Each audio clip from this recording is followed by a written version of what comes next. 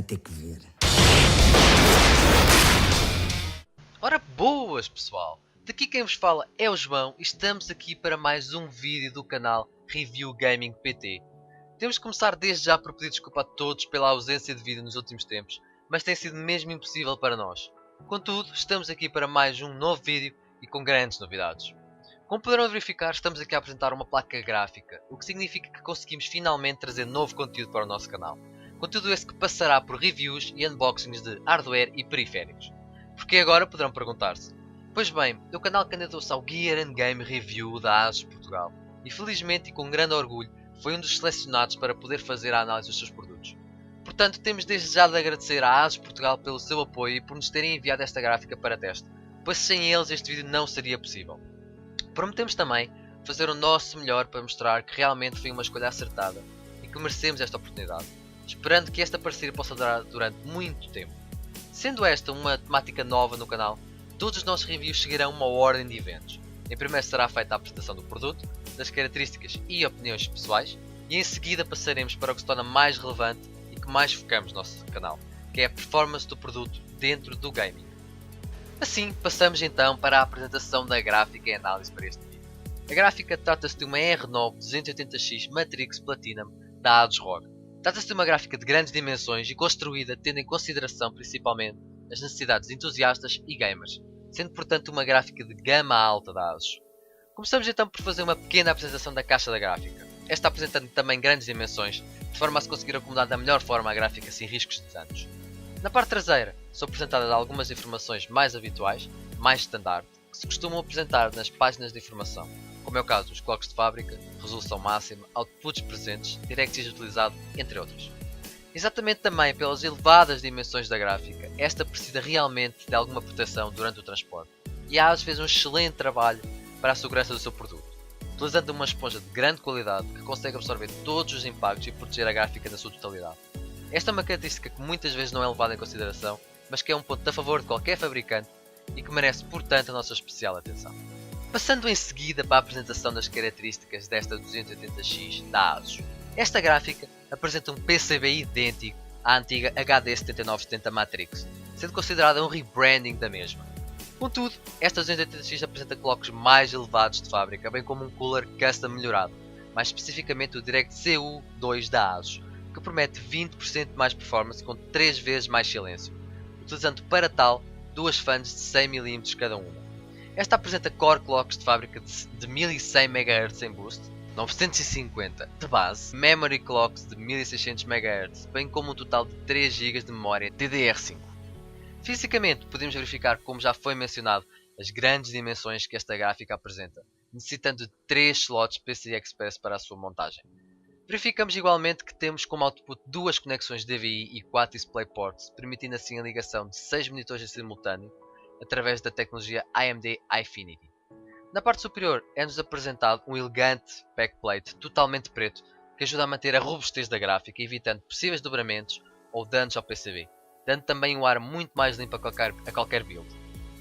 Esta apresenta ainda controles avançados, implementados principalmente para os entusiastas de overclock extremo, mostrando desde logo que é uma forte candidata para o uso dentro da modalidade e competições.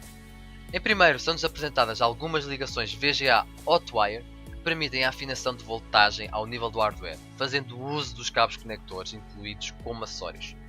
Temos ainda dois botões, mais e menos, utilizados para o ajuste instantâneo de voltagem, um botão Turbo Fan que permite obter 100% da velocidade de ambas as fãs, funcionalidade mais uma vez focada para o uso em overclock extremo, e por fim, um botão Safe Mode que repõe as frequências e BIOS pré-definidas da placa gráfica.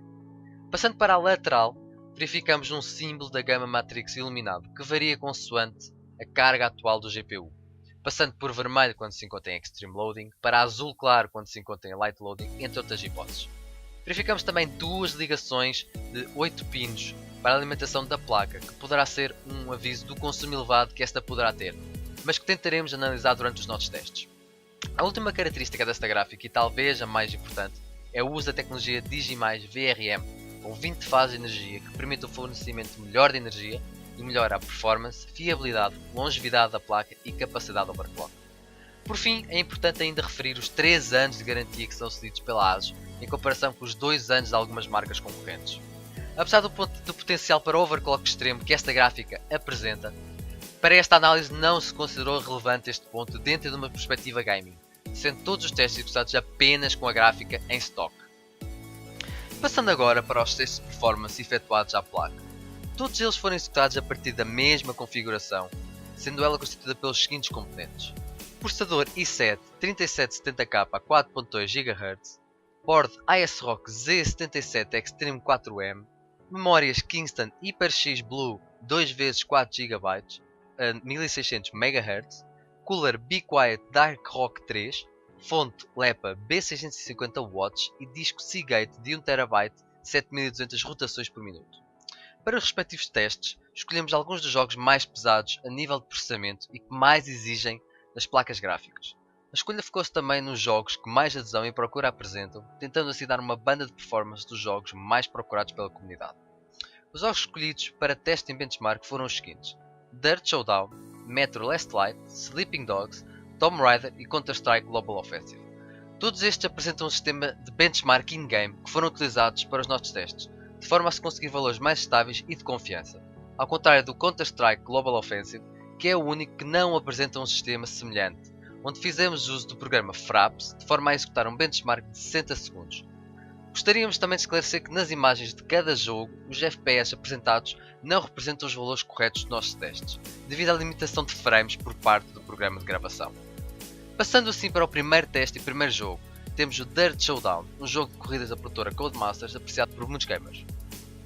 Aqui, a placa apresentou como resultados 60.46 FPS de mínima e 77.02 FPS de média, obtendo para estes valores temperaturas de 44 graus de mínima e 75 graus de máxima, utilizando 40% da velocidade das fontes com 99% de uso da GPU. No jogo Metro Last Light, a placa apresentou como resultados 18.23 FPS de mínima, 82.18 FPS de máxima e 36 FPS de média, obtendo para estes valores temperaturas de 48 graus de mínima e 76 graus de máxima, utilizando 42% da velocidade das fontes com 99% de uso da GPU.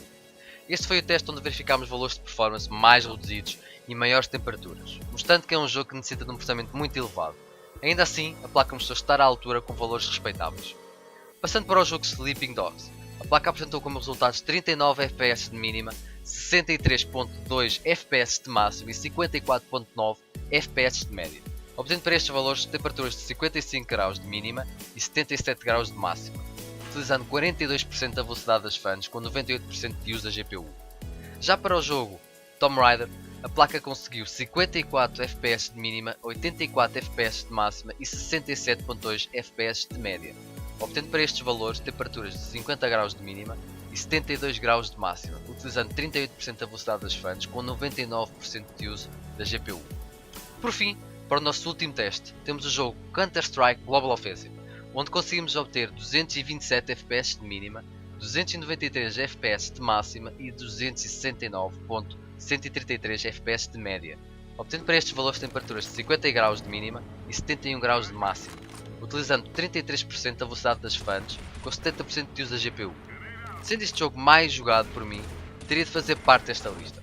Contudo, mostrou-se que é um jogo que não é muito pesado a nível gráfico, conseguindo a placa passar os 250 FPS de média, mesmo com as máximas definições do jogo. Ainda assim, a gráfica mostrou estar à altura do desafio e apresentar valores muito elevados que competem com todas as concorrentes diretas. Relativamente aos consumos energéticos, obtivemos uma gama de 200 watts a 220 watts de consumo total em idle de todos os componentes, sendo cerca de 100 watts apenas da placa gráfica e os restantes do CPU, board, discos, etc. Já durante os nossos testes, ou seja em full load, obtivemos uma gama de valores de 470 watts a 500 watts totais para todos os componentes, sendo cerca de 350 watts apenas da placa gráfica. Passando assim para as conclusões finais da análise desta gráfica. Uma boa gráfica não se resume apenas a performance, mas também a conseguir obter essa mesma performance com as menores temperaturas e o maior silêncio possível. E foi exatamente nisso que a ASUS tentou apostar para esta placa. Contudo, no nosso entender e a partir dos nossos testes, verificamos que apesar de temperaturas muito competitivas, não apresentam os resultados que estaríamos à espera por uma placa desta gama e preço, ficando um pouco aquém das nossas expectativas, visto os resultados serem semelhantes a gráficas de gama equivalente e com preços mais reduzidos. Já na performance, Esta é uma placa que se mostrou à altura dos nossos testes e que não desiludiu. No que diz respeito ao silêncio obtido, a ASUS conseguiu garantir o que prometeu, sendo o som das fãs bastante reduzido para velocidades abaixo dos 35%. Acima desse valor, o som começa a ser mais relevante, mas ainda assim com excelentes resultados. Por fim, relativamente aos consumos, estes foram mais reduzidos do que esperaríamos inicialmente, visto a ASUS recomendar uma fonte de 750 watts como mínimo para o uso desta placa. Contudo, pelos nossos testes, verificámos que mesmo em full load, os consumos totais não passaram dos 510 watts, sendo uma fonte de 650 watts de boa qualidade suficiente para o trabalho. Contudo, temos que relembrar que todos os testes foram executados com a placa em stock, que estes valores poderão aumentar bastante quando as voltagens da placa começam a ser alteradas para questões de overclock. Para esse caso, recomendamos a aquisição de uma fonte de maior potência, de forma a se conseguir uma margem de segurança maior. A ASUS apostou forte no seu design e nos materiais de construção usados, sendo uma das placas mais robustas, bem construídas e atraentes que já vimos. Os seus 3 anos de garantia são também uma excelente adição e devem ser sempre tomados em consideração. Para os entusiastas de overclock, os controles avançados, a capacidade de overclock alargada e a facilidade de uso em bench são um must-have e com certeza que farão toda a diferença na hora da compra. Em suma, cada um destes detalhes apresenta uma alteração no preço final da placa e caberá a cada um decidir se o valor extra dado compensará ou não face às alternativas do mercado. No que a nós diz respeito, podemos dizer claramente que sim. Apesar do preço extra que se poderá dar face a outras alternativas, todos os cêntimos serão empregos para conseguirmos no final uma placa mais bem construída, mais fiável e com melhor performance. Relembrando, no entanto, que é uma placa que terá sempre mais a oferecer aos entusiastas de overclock e gamers extremos, sendo exatamente este o público-alvo para esta gráfica. Bem pessoal, e assim damos por concluído o nosso primeiro review da hardware do canal. Temos novamente a agradecer à ASUS Portugal pelo seu apoio e a todos os nossos viewers que ajudam a manter o canal ativo. Por favor, não se esqueçam de fazer gosto ou não gosto, consoante a opinião, e de subscrever o canal se acham que temos algo de qualidade a oferecer. Agradecemos também a todas as sugestões e opiniões que nos queiram dar, quer nos comentários, quer por e-mail que deixaremos na descrição do vídeo. Se tiverem também pedidos de hardware ou periféricos específicos que gostariam de ver analisados no canal, por favor enviem os vossos pedidos que tentaremos ao máximo cumpri-los.